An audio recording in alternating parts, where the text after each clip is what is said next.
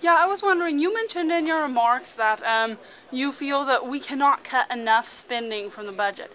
Why did you then vote to raise the debt ceiling? Yeah, so I'll talk about my debt ceiling. But so there were lots of conservatives that didn't know exactly what the right vote was there. Alan West voted to raise the debt ceiling. A lot of Paul Ryan voted to raise the debt ceiling. That money had been spent. Sadly, I will tell you the thing that frustrates me the most about it is there's folks who voted against raising the debt ceiling, but voted for the very spending that caused us to run into the debt ceiling. It's not criminal. It is it's disgusting. And so we were faced with a choice. It was August, end of July, beginning of August. We were faced with a choice. And I heard people say, if you don't raise the debt ceiling, you know, the world will end on August 2nd. I do not believe that. I didn't believe it then. I don't believe it now. And the world wouldn't have ended. When I say world have ended, the financial collapse would not have happened. Financial wouldn't have happened in the third week of August either. No. But come 2 or 3 months down the road, you'd have combat soldiers in harm's way not getting paid. If you think this president would have prioritized spending to pay our military, I think you're taking a risk that I was not prepared to take. And so I concluded we'll raise the debt ceiling. We will put in place a plan that reduces spending some, not nearly enough, and we will continue to march down the road. And hopefully we'll have an election where we can really fix it. Now, one last thought. Don't be fooled. Don't be fooled when politicians tell you they're not going to raise the debt ceiling. Don't let them fool you. We may well run into the debt ceiling again in October. If we don't, we'll run into it in December. And if we don't in December, we will in February. We may in February get the budget that the Republicans put in place passed, the Ryan budget. Remember, you all know this, right? The budget that ends Medicare as we know it, the budget that doesn't like kids with autism. You remember? This mean, nasty, by the way, world-changing budget. No Republican has ever voted for a budget like this in 60 years. This is an aggressive spending reduction. We will have to raise the debt ceiling again. We still don't balance the budget in America for somewhere between 7 and 13 years. So we have dug ourselves an enormous hole. We will not get out of it next week or next month, but we can put ourselves on the right path, and that's what this next election is about. So go ahead. Yeah, two more questions or comments.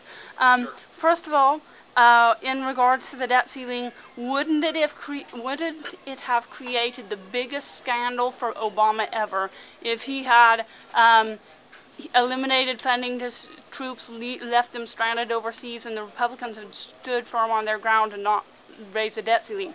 After you gave him license to spend the extra money, then he went $400 billion over that amount.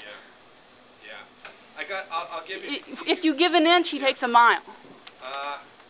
How can we trust you to stop spending when you allow so much? You allow the debt ceiling to increase by such enormous measures, and here you're saying that you'll probably do it again. We will. We will. You will do it again. It will happen again. So, absolutely. Yes, ma'am. So, the most conservative members of the United States Congress will vote to raise the debt ceiling again. It's absolutely true. What about the debt ceiling is a symptom. You and I just disagree. The debt ceiling is a symptom. It's a symptom of enormous spending for 60 years that the very people you sent to Congress voted for. You, every one of us in this room, the very folks, predecessors of mine from Kansas, voted for this very spending. Yes. And now I show up in 15 months, we're trying to fix it. So, no, ma'am, let me finish. You asked a question, just let me finish. And we're trying to fix it. I cannot. You would have had to have picked 1/3 of our federal government not to fund. You pick it. You want people out of prison? You want to not pay the people that work at the Federal Bureau of Prisons?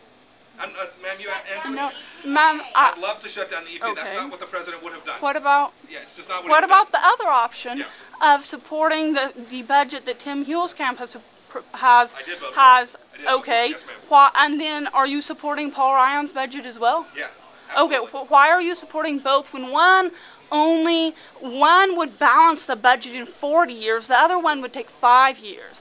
It's not 40 years. It's not 40 yes, years. it is. No, ma'am, it's not. Okay. It's not. It's just not. It's just you can argue Okay. politics and policy, but not fact. So you you show me the figures. I'm happy to. Go to pathtoprosperity.com. They're there. Okay. Take a look. And I'll show you our government spending and how it's really going to work. Sounds good. Sounds good. Sounds good. Well, I will tell you this. I'll tell you this with absolute certainty. I'm so sorry. I will vote for every effort to reduce every element of spending that ever crosses the United States Congress's floor. And every time. will you continue to vote to raise the debt ceiling? Ma'am, I don't know. We'll have to look at it each time. Will you call that woman whose husband is in Afghanistan and she's in Fort Riley, and her LES statement electronically has shown that she's not going to get paid? That's what showed up on her statement. And you tell her, ma'am, it's okay. You're not going to be able to feed your baby, and you're not going to be able to pay your rent. If you're prepared to make that phone call, I'm prepared to stand right beside you. Yes, ma'am. Yes, sir. No excuse for socialism. I agree. Okay. Mike, I want to. Obama